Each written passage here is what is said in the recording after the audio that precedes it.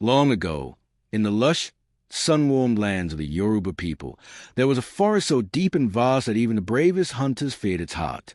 They called it Igbo Oro, the forest of spirits.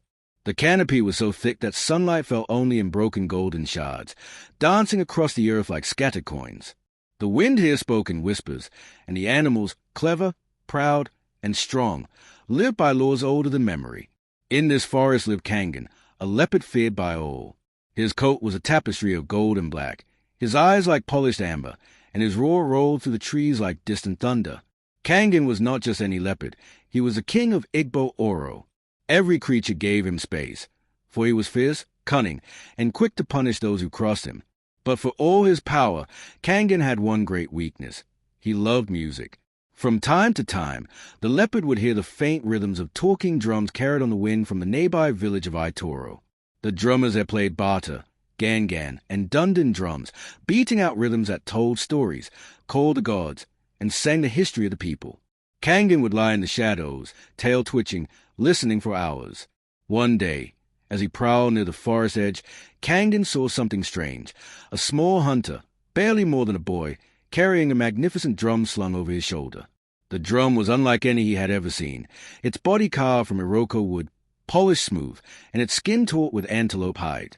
Cowrie shells and bright red beads were strung along its sides, and when the boy struck it with his palm, the sound was warm and deep, like the voice of the earth itself. Káńgún's heart leapt. He had to have that drum. The leopard's plan. The leopard was no fool. He could not simply walk into the village and take the drum. He would be hunted and speared. No, he needed to be clever. He waited until the boy entered the forest to hunt small game. Then, like a shadow, Káńgún followed. The boy stopped by a stream to drink, setting the drum beside him. That was when the leopard pounced, not to kill, but to snatch the drum in his jaws and vanish into trees. The boy cried out, but Káńgún was too fast. In moments, the leopard had vanished into Igbo Oro, the stolen drum clutched triumphantly between his teeth. The drum's magic. Káńgún carried the drum deep into his lair, a cave hidden behind a curtain of vines. There, he struck it with his paw, and the sound rolled out, rich and deep. But something strange happened. As the drumbeat echoed, the air shimmered, and fruits began falling from the trees, mangoes, bananas, guavas, piling at the leopard's feet. The next beat brought fresh water bubbling from the rocks. The third brought soft antelope meat, already roasted, smelling of pepper and palm oil. Káńgún's eyes widened. This was no ordinary drum. It was a drum of abundance, a sacred gift of the Orisha Iron, the Yoruba god of drumming. The leopard laughed. I am the richest king in the forest. From that day on, Káńgún beat the drum whenever he hungered or thirsted. Word spread among the animals. The leopard had magic, but he was selfish and allowed no other creature to share in the drum's bounty. The tortoise's trick. Among the animals of Igbo Oro lived Ijapa, the tortoise.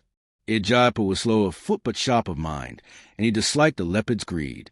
One hot afternoon, Ijapa came to Káńgún's cave and bowed low. "O mighty king," said the tortoise, "I have come to praise you. I have heard of your great magic, and I wish to hear the music of your drum. Surely a king is generous as you would allow a humble servant to witness such wonders." Káńgún narrowed his golden eyes. "You think me foolish, Ijapa? If I play the drum, you will see its magic. Then you will tell the others, and they will come begging." Ijapa chuckled. "Ah, but my tongue is sealed. I only want to dance for you.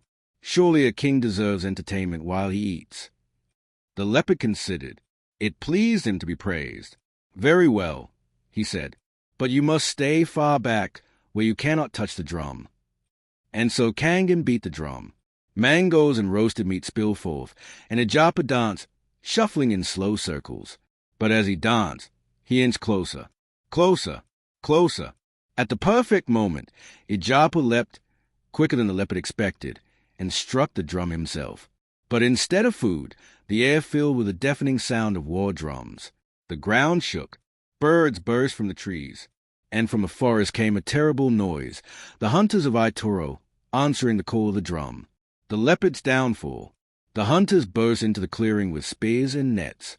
Káńgún roared in fury and tried to flee, but they were too many. They hurled nets over him and dragged the drum from his cave. Ijapa watched from behind a rock as the leopard was driven deep into the forest, away from the village and the drum forever. The hunters carried the sacred drum back to Aitoro, where it was restored to its rightful owner. The boy played it again in the village square, and its magic poured forth, not in greed, but in generosity. Food, water, and blessings flowed for all. The lesson: from that day on, the people of Aitoro told their children, a gift from the gods must be shared, or it will bring ruin. Greed builds a drumbeat that calls trouble. As for Káńgún, the once proud king of Igbo Oro, he still prowled the forest, but the animals whispered that his heart was forever restless. Sometimes, on still nights, the villagers claimed to hear him roar, not in anger, but in longing, for the music he could never have again. And far away, in the cool shadows of the trees, Ijapa the tortoise would smile to himself, tapping his shell like a drum, and mutter, "Wisdom is the greatest magic of all."